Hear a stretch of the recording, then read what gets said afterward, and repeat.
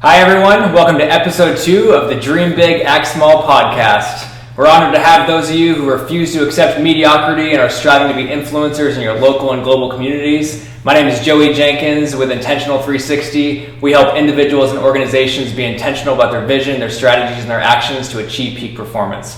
I am absolutely honored and privileged to have the honor of having the great Noah Schultz with us as our guest speaker today.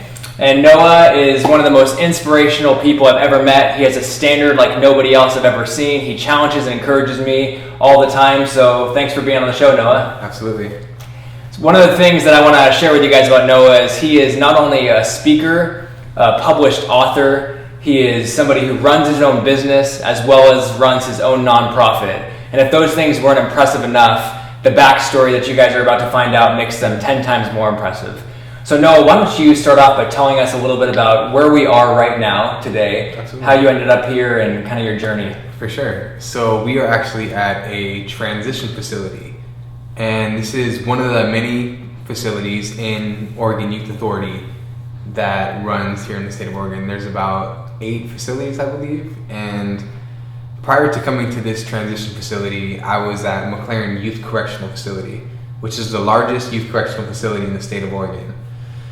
And how I ended up there was through a series of mistakes. I ended up committing an assault 1 charge, and for those of you who do not know what that is that comes with a mandatory minimum time. And I was given 7.5 years as a juvenile. So I was sentenced as an adult and sent to the system. And how old were you when that happened? I was 17 years old when that happened. I'm 24 years old now. 24, okay. So you've been in the prison system, the youth prison system, for how long now? Going on 7.5 years now. Okay. Yeah, going on, actually, a month and a half and 7.5 years. So just to reiterate the importance and the power of what I said before, Noah is a speaker, an author, has his own business, and runs a nonprofit organization. So obviously those are really incredible things for somebody. You didn't start those before you were 17, so you've done all of those things while you've been in prison. Exactly. How did you get to this place while being in the system? Man, it's been a crazy journey. I would say a lot of it started with connecting with some really good mentors, people who saw my potential when I was in McLaren. And luckily for me, there was these great groups that were being offered there on public speaking, on things like business, speakers coming in and talking about business, things I had never thought about joining or getting involved with prior to this experience. I also got involved with college while I was there. When I came in, I had very little high school credits. And the group of guys who I surrounded myself with were really involved with education. And they saw that as something that was very valuable. And at that time, I didn't really see it that same way. Going back to when I was in school, when I was younger, I was told that I had all these labels: ADD, ADHD, bipolar, impulse disorder, all of these things. And the way I interpreted them in my mind was that I was stupid. So school was this scary thing for me, and something I just didn't want to touch, something I believed I wasn't good at. To be honest, I felt like I was stupid. So coming into the system, I Where did that lead you? How did that lead you to the system prior to being in there? Man, well, I feel like a lot of kids, they find their acceptance through school, or they find their sense of purpose through school in the beginning. In the beginning stages, when they really have no identity, they can always identify with school a little bit. And for me, that just really wasn't there. And ultimately led me to the streets, where I got involved with a group of people who I found that acceptance from. So by the time I was 12 years old, I was selling drugs full time. By the time I was 13 years old, I was jumped into the gang that was in my neighborhood. And that just kept going and going, like a snowball effect of, like, I guess you could say, bad behavior. You know what I mean? So yeah. I just things got out of control. And when I was 17, things reached a new height when my mom had left, and I just lost it. And so, like I said, I was selling drugs, and I was robbing a drug deal, and I went back to go get my money and ended up pistol whipping this guy, which is what got me into the system in the first place.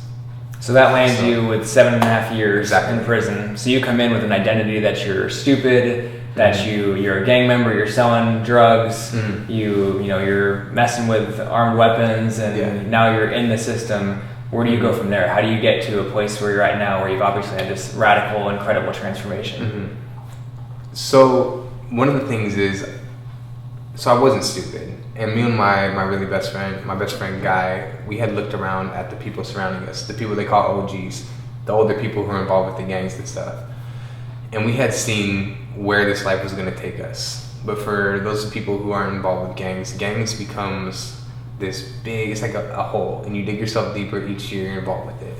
And that's your friend group, that's the people who you look up to as almost like family members. And I guess I was just scared to get out at that point, but I wanted to. I just didn't know what that looked like. So I told myself I was going to make a change, but I had no idea how I was going to do that or how I was going to accomplish that.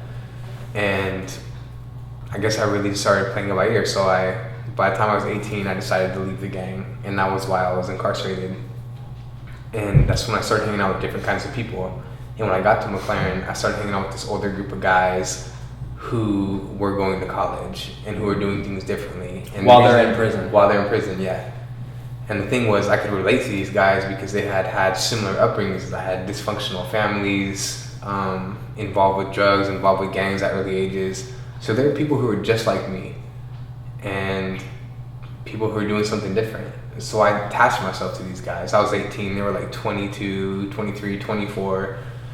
And I started walking, talking, acting like these guys, and adopted their value for education. Wow. So we've talked about, you and I personally, the importance of the quote, who you spend time with is who you become. Exactly. Can you speak to that and how that's led to your transformation, how it's impacted, and then maybe how you now in your transformation been able to start impacting others and returning the favor on that mentoring? For sure. So hanging out with people who were leaders and people who were doing things and people who were college students, those were all things that those became my new labels.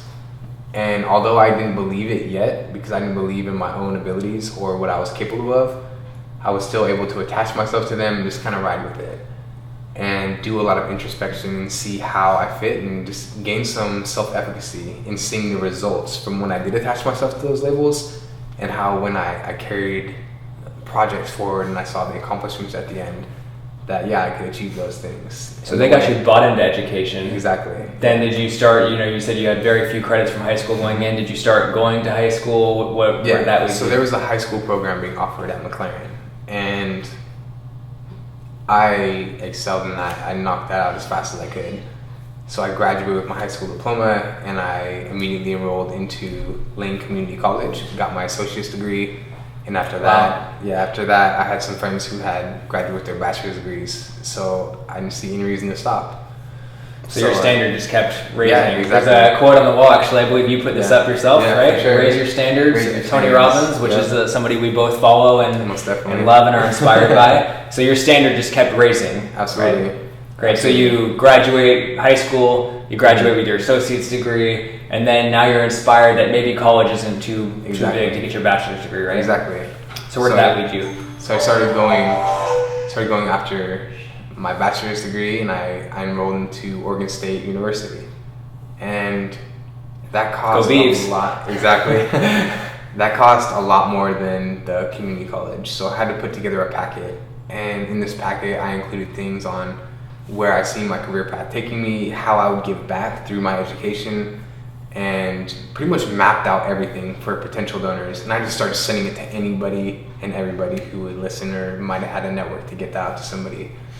And through some really, I was blessed through some donors who helped me out and saw my vision and were able to help me fund my college, one of them being Dick Withnell, another one being one of my former high school teachers who passed it on, and through an anonymous donor, I got a $5,000 donation that really helped me go through college. Wow. And so Dick Withnell actually is the person who connected us for the first time. Exactly, yeah. And just so you guys know, my first experience with Noah was I went to the prison to teach a life planning workshop. So I teach this workshop for an hour, went well, and came home. That was on a Friday. On Sunday night, I get an email from this guy, and he had sent me a 20-plus page typed life plan with mission statements, vision statements, values, images, one of the most impressive documents I've ever seen. And this is my literally first experience working with someone in the prison. So you blew me away right from the start, showing me what's possible, challenging my perception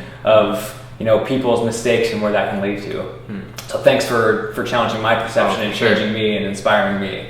do more. Something I probably never told you is like the first time you ever did come out to McLaren. I remember we all walked away from that presentation. I don't think there was one person who was in that group that wasn't just super pumped up. Like your energy was on point. We all walked away super stoked. And I was like, damn, man. I was like, that's where I'm trying to be at. And I don't think I ever told you that, but I was like, that's where I'm trying to be at is just like on your level of just delivery and everything, dude. You were just, yeah.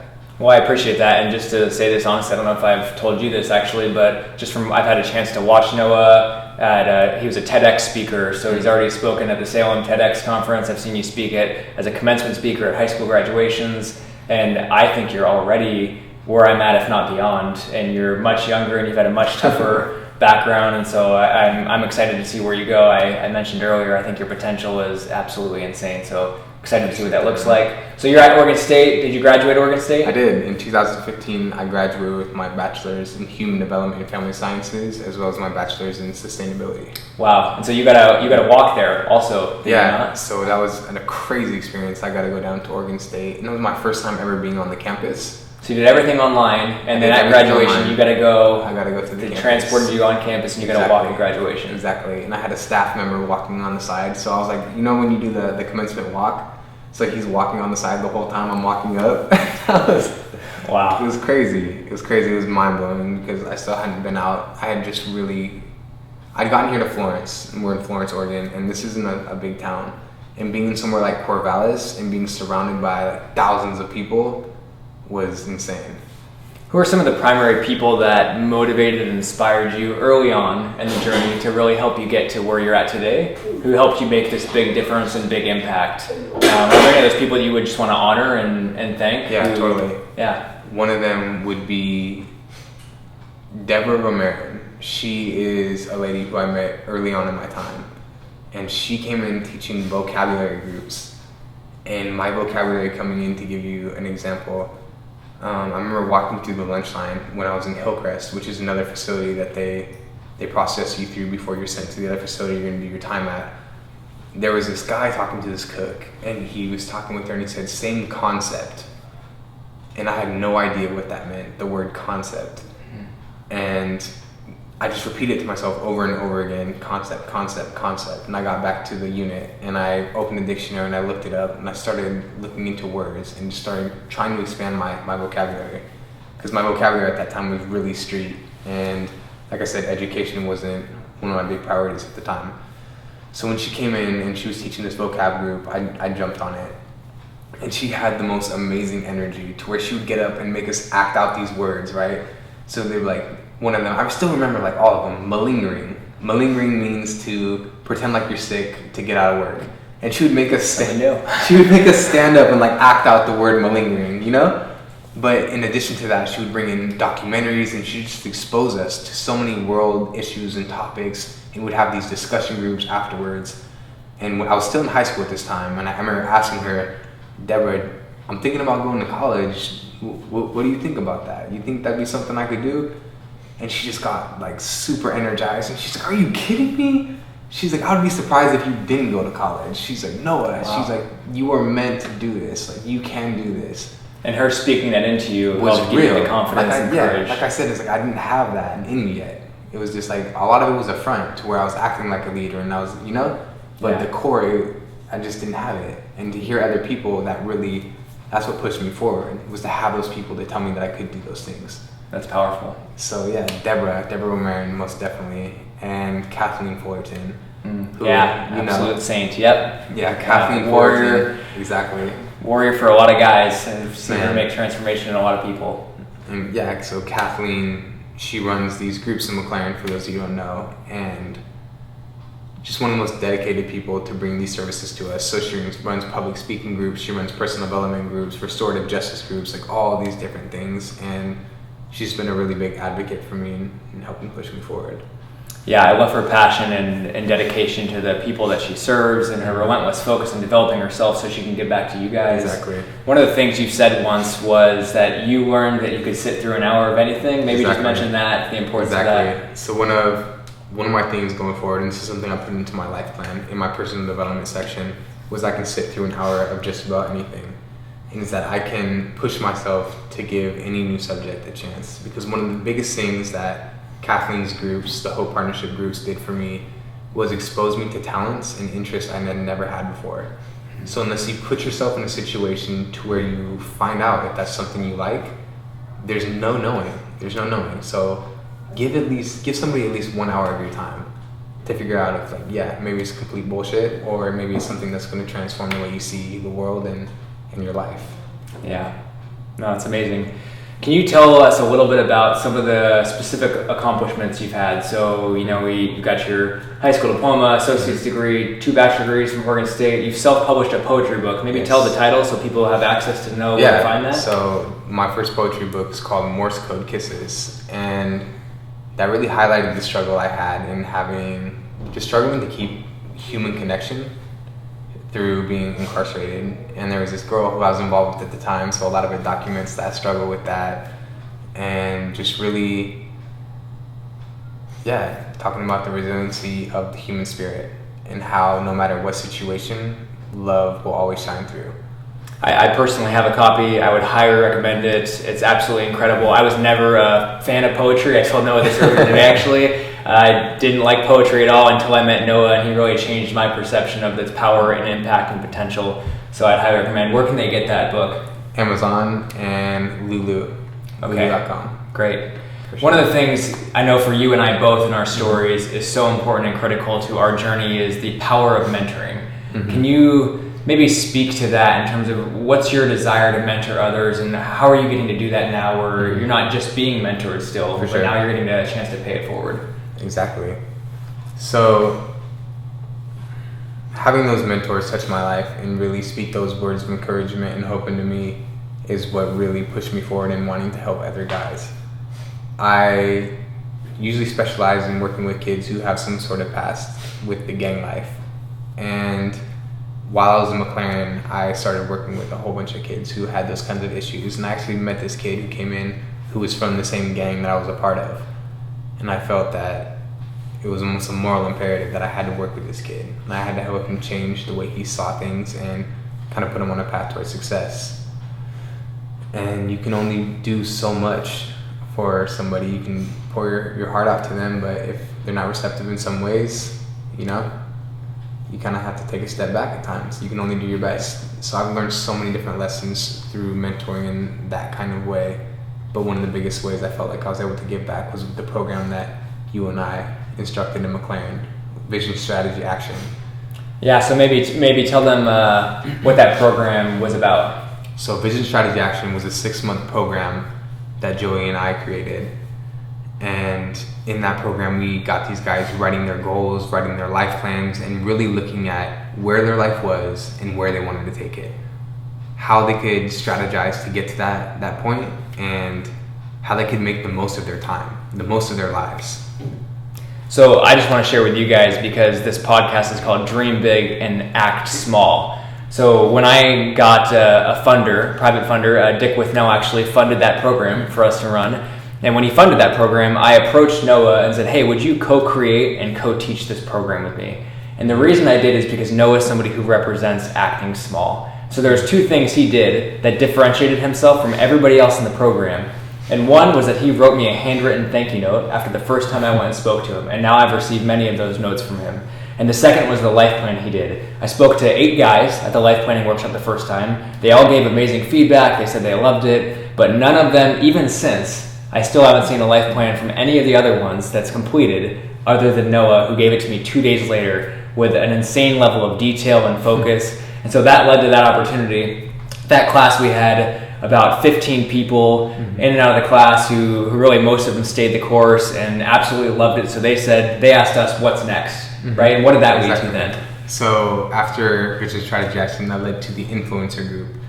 And the influencer group is pretty much that group of guys. How I explained that group of guys who I looked up to in the beginning, who helped change my life, that's our focus, is to have these guys be that group for everybody else. That group of people they can look forward to and say, these guys are going to college, these guys are leaders in our community, because the McLaren Correctional Facility is a small community, even though it's a micro environment. And just how they can lead the impact in their small community and stretch their hands out to the local community of Portland and Oregon and all of that. So what these guys are doing right now is connecting with business leaders and creating social projects and really trying to drive change. Yeah, so we're trying to find mentors for these guys. We're bringing in guest speakers for these guys. Noah's helping organize and structure and create this whole program from the ground up. And one of the things they did, one of their first social things they did in terms of community service was they sponsored a kid in Haiti's education. So they're all partnering together to raise money for a kid in Haiti to go to school. And many of them, just like Noah, had support from Dick with Nell and a few other people to have their school paid for and supported. Some of these kids in Haiti need the same thing. Totally. And they're providing that opportunity while they're in prison. So again, just a great example of people who are transforming and doing some amazing work. Yes, definitely. I've had the opportunity to hear a lot of people tell me this already, that you had told me when you first got in, there was a small group of people, like you mentioned earlier, that you saw doing something differently.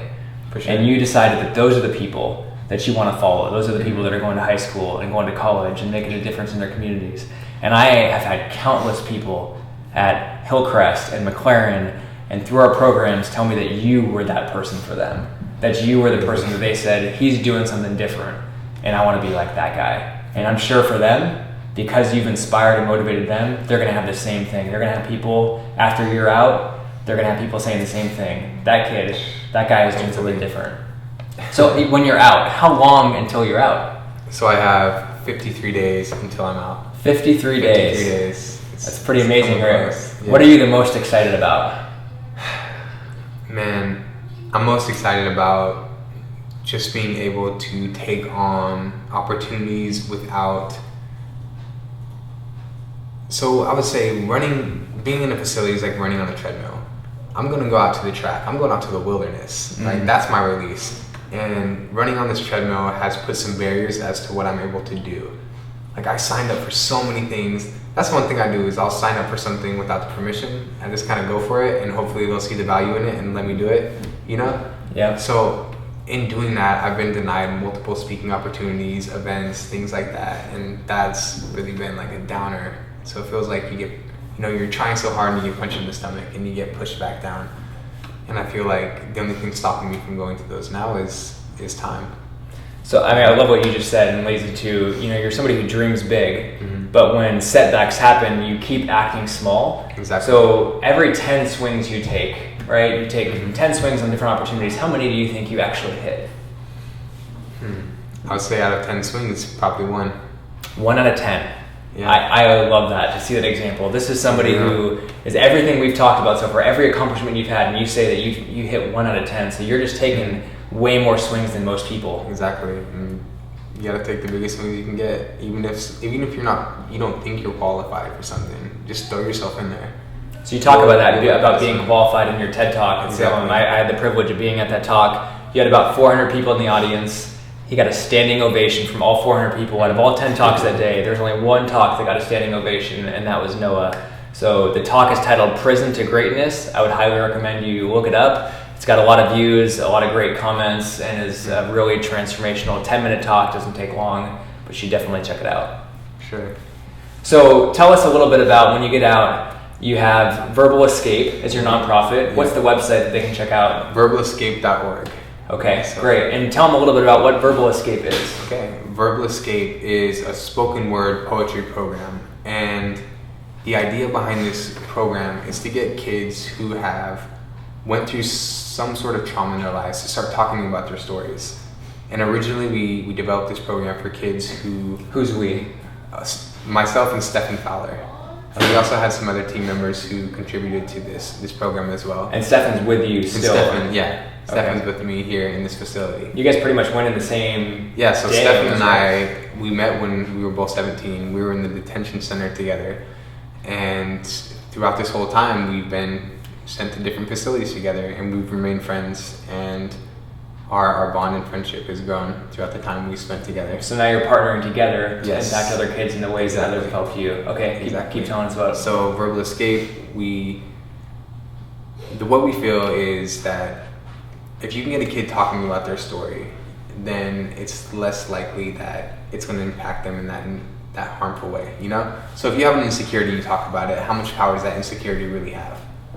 You just put it out there. You're no longer scared of that thing. So when you own your own story and you put it out there for other people to hear, not only are you connecting with them through storytelling, but you are getting something off your chest and you are walking away from that a lot stronger. So what we do is we teach them the foundations of poetry, the foundations of performance, and provide them mentorship. And in that, we get them public speaker ready. So with my public speaking, all of that transfers over to spoken word poetry. So giving them that stage presence and getting them comfortable in speaking in front of people. And we tell them that after you do this, you can do anything. And yeah, it's been extremely rewarding working with these kids. That's amazing. I love it. I'm excited to see where that goes. I know you've got a lot of great, great irons in the fire on that, and a lot of great big vision and big ideas. So I would just encourage you to keep it up, because there's a lot of kids' lives who are going to be transformed from that. And then also you have your own business now. So you shared a business plan with me today. Yeah, I did. Tell the audience a little bit about the business you're starting. So it's called Forgotten Culture. Forgotten Culture is a clothing line that me and my best friend from middle school, Guy Mataliano, we're working on right now. And it's a streetwear brand that we're working on making. It's going to be ethical fashion. So we have a lot of ideas for it right now, and it's hard for me to go into detail because we're still in that conception stage. Yep. And we've been prototyping designs in Portland, and people have been loving them.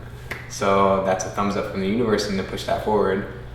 So exciting. Yeah, ready to see where that takes us. So one thing I noticed when Noah shared his business plan with me, it was an absolutely incredible business plan. I mean, the detail you put into it, the attention you put into it was absolutely insanely impressive. So I would just encourage you to keep that one up as well. Sure. And then we have a team of a film crew, a documentary crew, making a documentary on your life. Mm-hmm. So we're making a documentary on your story, your story from prison to greatness, and the perception that we're trying to challenge. What are you hoping comes from this documentary that we're making? We're hoping it gets on Netflix and goes big and gets a lot of people to view it. What are you hoping comes from that? I'm mainly hoping, so the name of it is perception.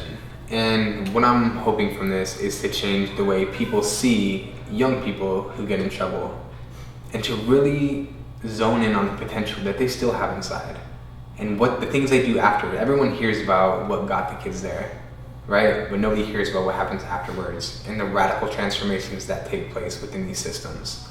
And I have seen some amazing people, some of the most heartfelt acts of kindness I've witnessed in prison. Some of the most kind acts I've witnessed in prison. Even going back to my birthday. Some of my best birthdays were in prison. To where I've just seen so many people come together and take nothing, and just the love that is put into that. You know what I mean? It's like you see so much that people don't see out there, and I want this film to capture that and share that with the world, and let them know that people make mistakes, but the power to transform, the power to give back, and what happens after is so much greater than what got those people there. And if my story can play one piece in that, then it's done. My life has purpose. It's done its purpose. Well, it's powerful, so we'll make sure we do our absolute best to try to represent that to the full, so that people's lives can be changed and transformed and perceptions challenged. That will be coming out early 2017, so keep your eyes peeled for that. It's going to really highlight Noah's whole story in a powerful way and give you a little bit more depth into who he is, what he's about, and where he's going. So speak to the audience real quick, the people who are maybe struggling, they're feeling like their obstacles are too big, the challenges are too big. What advice would you give people who are just in a tough place right now? But they're hanging on to that dream still. It's still there, but it's getting a little discouraging. I would say to acknowledge that nothing is permanent, and that in this world everything is ever changing, and that the situation you are in right now is going to change. And the way you arm yourself in seeing that situation is what's going to help you come out on top. And you can see that as something that defeats you or something that makes you stronger. Sometimes, if you imagine that situation as a barbell, since we're in a gym, right? And life is just packing on 45-pound plates, and it feels like it's going to crush you. But if you can just stick with it, never let go of that dream. And like I said, just acknowledge that how you're feeling at that moment is, it's not permanent. And to look into gratitude as well, and look at the things and the people who are around you that are supporting you, and look at what's good in your life. because at that moment you can see a lot of negative shit and it can weigh you down. But when you start looking at what's good, then your perspective begins to change. Trust me that.